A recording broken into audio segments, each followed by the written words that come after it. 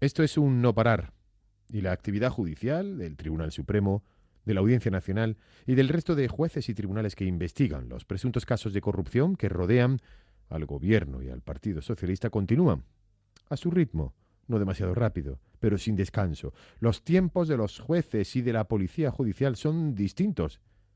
Pero el último informe de la UCO, de la Unidad Central Operativa de la Guardia Civil, que en su momento solicitó el Tribunal Supremo, ese informe es demoledor, reconociendo incluso errores como el haber confundido el precio de una propiedad en Colombia, cuantificada en dólares y no en pesos colombianos. Pero este último informe aporta datos concretos que cierran el círculo de las presuntas actividades delictivas de José Luis Ábalos.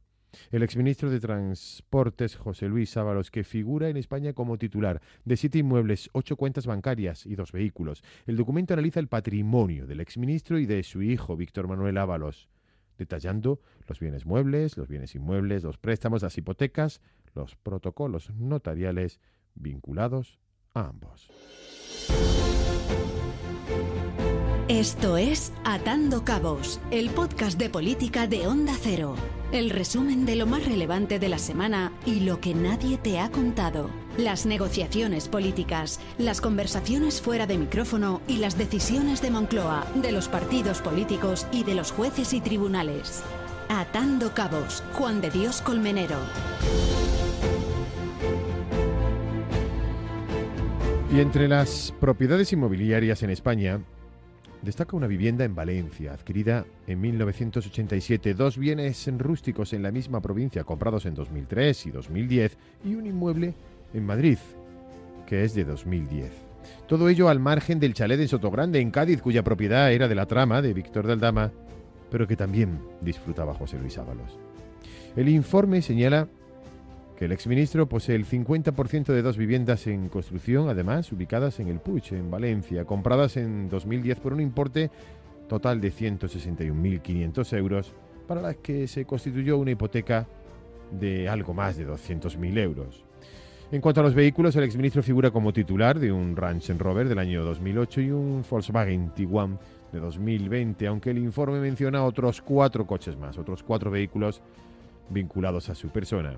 La investigación patrimonial revela además que Ábalos mantiene 8 cuentas corrientes repartidas entre las entidades Bankia y CaixaBank, con diferentes fechas de apertura y números de identificación. El documento de la UCO, de la Unidad Central Operativa de la Guardia Civil, incluye además un análisis detallado de los diversos préstamos sin fianza, con fianza y con garantía hipotecaria que fueron concedidos al exministro por diferentes entidades bancarias.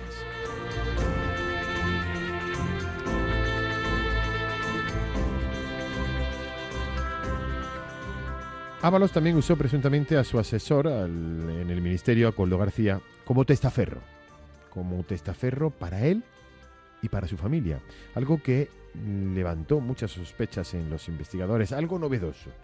Ábalos desviaba liquidez hacia al menos 2 de sus hijos, y según la UCO se han detectado 15 transferencias de Koldo, por ejemplo, a Carlos Ábalos Martínez, hijo de su matrimonio de María África Martínez.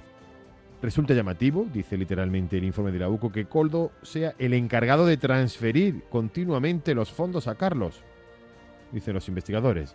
La primera entrega se produjo el 26 de julio de 2018, un mes después de que Sánchez llegara a Moncloa, y la última entrega de dinero directamente, no por su padre, sino por Koldo, la última entrega fue el 29 de junio de 2021, es decir, a las puertas del cese de Ábalos.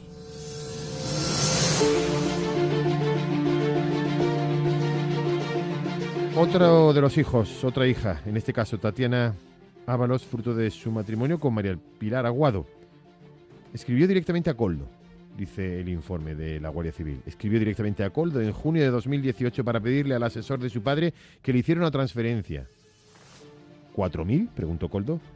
No, 4.472,33. Pero si hay problema, intento apañarlo de alguna forma, propuso Tatiana, la hija de Ábalos. Pero no hizo falta. Ok, hecho.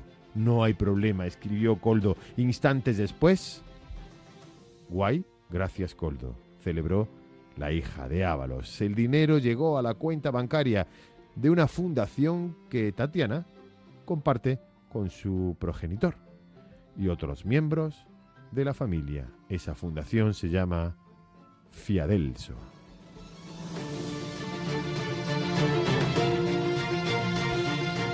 Y en otras ocasiones también Ábalos pedía a Koldo directamente para él.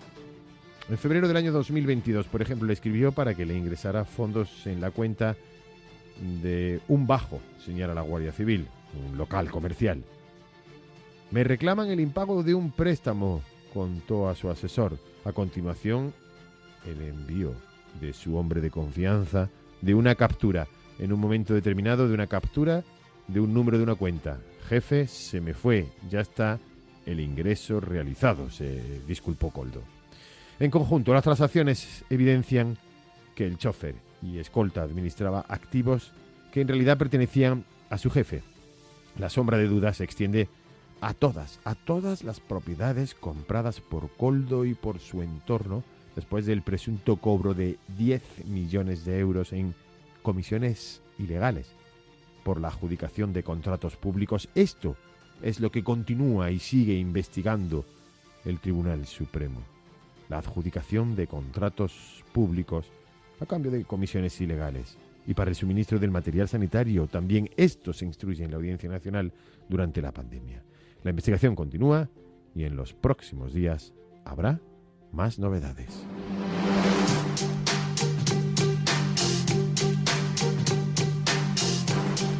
Y esta es la fotografía sonora de la semana política. Una semana centrada en el reparto de inmigrantes, menores no acompañados, pactado entre Sánchez y Puigdemont, y el aumento del gasto militar que divide y mantiene a la gresca al gobierno y a sus socios. Las políticas de defensa son unas políticas de Estado que tienen un único objetivo, y ese objetivo es trabajar por la paz.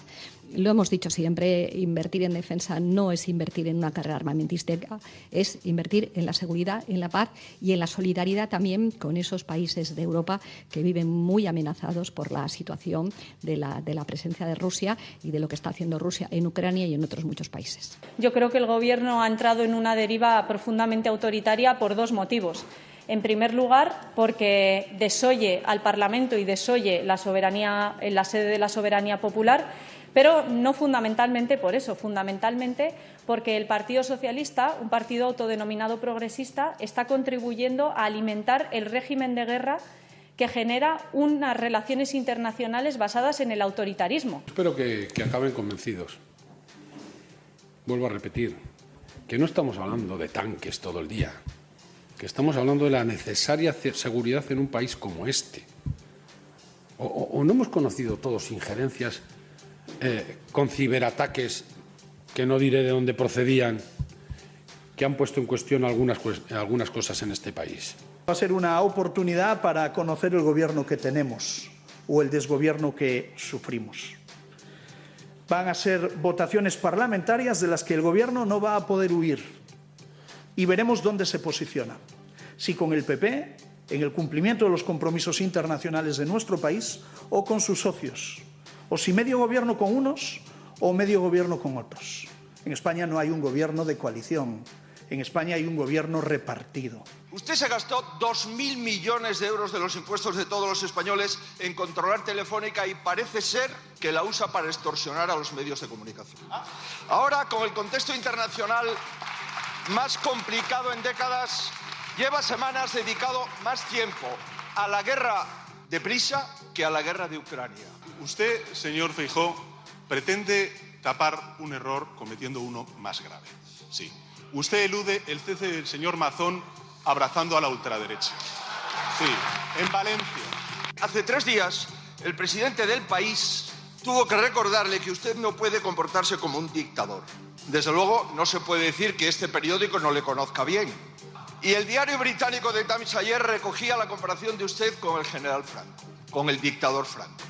Mire, usted se gastó 2.000 millones de euros de los impuestos de todos los españoles en controlar Telefónica y parece ser que la usa para extorsionar a los medios de comunicación. No, porque esto se pondera en población, se pondera en servicios que existen, se empodera en cómo están saturados o no esos servicios, quién ya ha recogido más y se hace una oferta, una propuesta razonable en función de todas estas cuestiones. Y por eso se hace el reparto que ha salido en este caso. El hecho de que la estrategia y las competencias migratorias y de fronteras se estén pactando con un reconocido movimiento político y con una personalidad que es claramente supremacista e identitario, significa que esto no puede acabar a medio ni a largo plazo nunca bien. Hombre, porque no me puedo imaginar que las comunidades incumplan la legalidad en este país, ¿eh? Yo ya sé que al Partido Popular, lo hemos descubierto ayer con el Pacto del Ventorro, en lugar de acoger a los niños, prefiere devolverlos a la guerra, al hambre y a la miseria. Esa es la solidaridad y el humanismo del Partido Popular, pero llegar a no cumplir la ley me parece tremendo. Yo lecciones de solidaridad no voy a admitir ni de los que pactan con Vox, con la extrema derecha, ni de los que pactan con la extrema derecha independentista, con un supremacista identitario como es Puigdemont. Me atrevería a decir que toda la estrategia de migración, ya que el gobierno no tiene política de migración, salta a la vista. Todos son parches sobre la marcha. El reparto de inmigrantes, la solidaridad entre comunidades autónomas, los pactos de Sánchez con Puigdemont, el gasto militar y todas las novedades que siga arrojando los casos de corrupción. De todo ello seguiremos hablando en el próximo capítulo de Atando Cabos. Esto es Atando Cabos, el podcast de información y análisis político que te resume y te cuenta lo que hay detrás de las decisiones más importantes, con Juan de Colmenero.